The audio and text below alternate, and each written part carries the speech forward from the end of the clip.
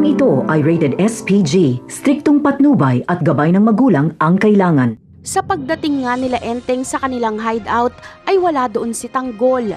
Agad silang kinabahan dahil baka may nangyaring masama dito. Pero naisip ni Madonna na baka pumunta si Tanggol sa mansyon ng mga Montenegro at doon nagpalipas ng init ng ulo. Kaya hinayaan lang nila ito. Hanggang sa dumating ang umaga ay hindi pa rin nakakauwi si Tanggol. Kaya nagdesisyon sila Enteng na puntahan si Tanggol sa mansyon ng mga Montenegro. Pero pagdating nila doon ay wala si Tanggol.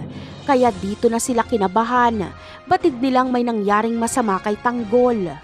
Hinala ni Ramon na si Rigor ang may kagagawa ng pagkawala ni Tanggol, lalo na't sa San Dimas ito nawala.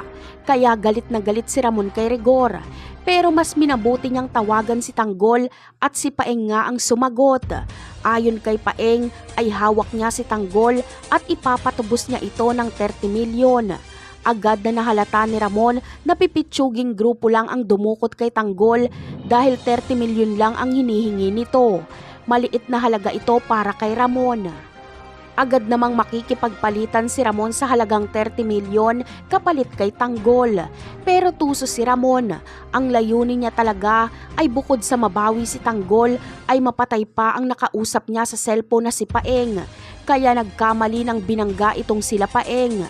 Siguradong kamatayan ang magiging hatol sa kanya ni Ramon.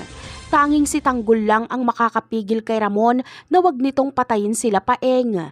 Napakarami pa nating dapat abangan sa mga susunod na episode. Paalam!